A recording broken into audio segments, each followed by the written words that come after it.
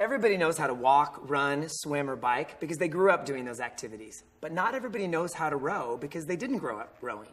And because of that, they find it intimidating and they also think it's complicated. But rowing is actually quite easy to do. In this tutorial, we're going to show you everything you need to know to master the art of rowing in a couple of easy steps. And you'll be able to use this video anytime you want to practice your strokes. So as we get started, there are three things you need to remember: the order, the power, and the timing. If you get those three things, you can master rowing very, very easily. So Josh is going to connect himself to the rower and strap in, and he's going to pull a few perfect strokes. Now, as you watch Josh pull a few strokes, if you don't know anything about rowing, you may not know why he's doing it so well. But the first thing that Josh is doing perfectly is the order. Many people believe that the legs, the core, and the arms all push and pull at one time because it's a total body activity. But in rowing, it's actually a linear progression, and those muscle groups or those body parts actually initiate at different times in the stroke. The order is very specific. It is legs first, then core, then arms, then core, then legs. Let's look at that again. Legs first, then core, then arms, then core, then legs. Now, if you're doing that order, you're certainly not going to row like that. You're going to row more smoothly, but that's the order you want to do the stroke in. If you do it out of order, it becomes really difficult to get your timing and your power and your rhythm right. Let me give you an example of somebody that's doing the rowing order out of order. So Josh is going to give you an example of somebody who's leaning back a little early. Right here, what you see him doing is he's trying to initiate through his core before he's actually straightened his knees completely. And again, what's going to happen there is he won't get as much power because he's trying to use his back when his legs haven't finished the job. Another example of rowing out of order would be coming on the way in towards the catch. Here's an example of somebody who's bending their knees before they've completely straightened their arms. So you see what Josh has to do is he has to lift the handle up and over his knees with every single stroke he takes. Now that may not seem like a big deal, but in reality it's a really big deal because rowing 25 strokes a minute, your shoulders are going to have to do a lot of work lifting them up over your knees, and they won't really contribute to any kind of power in the stroke. So the first thing to remember is getting the order right. Just practice your legs first, then your core, then your arms, and make that movement smoothly and slowly in one complete stroke, and you're on your way. The second thing that's important to remember is power. In rowing, the power distribution is not even from your toes all the way up to your fingertips. It's actually distributed very specifically between the legs, the core, and the arms.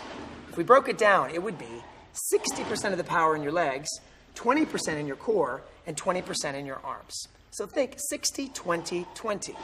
Now, that's not going to be exactly the percentages for everyone that gets on a rower, but it's going to be pretty close.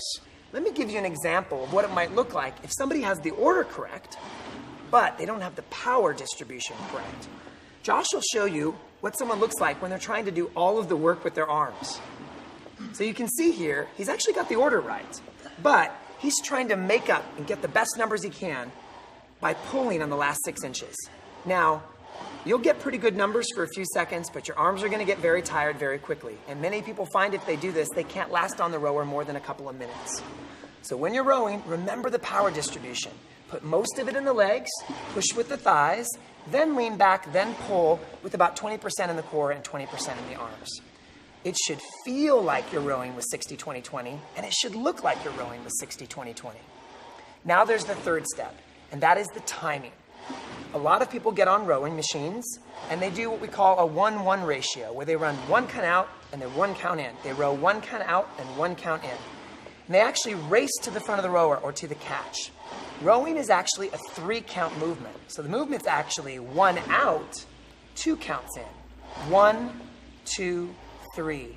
1, 2, 3. And even if you're rowing faster, you still want to protect that ratio of 1, 2, 3. Another way to think about it is the drive, that 1 count, say to yourself, power. And then on the way into the catch, say patience, patience twice. So it works like this. Power, patience, patience, power, patience, patience, power, patience, patience. That'll help you get the timing down. And even when you're rowing all the way up at that 40 strokes per minute during the race, during the indoor row workout, you still want to think to yourself, 1, 2, 3, power, patience, patience. And it's really simple why you want to do this. If you row too quickly and you don't give yourself that 2-count recovery, you think your power is going to be bigger in the long run, but you actually see your power fade because you don't give your body enough recovery on that powerful drive. Just like if you were in the water and you pulled a few strokes, you wouldn't immediately put the oar back in the water. You've got to send the boat, take a little recovery before you grab the water and take another stroke. So those are the 3 most important things. Get the order right, legs, core, arms. Get the power right, 60-20-20, legs, core, arms. And then get the timing right. 1 out on the drive and 2 coming in on the recovery. That's all you need to know to be a great rower. Now, you may not get all of those steps right away, so concentrate on one thing at a time. But we promise you, if you practice this video just a couple of times, you're going to have rowing mastered in no time.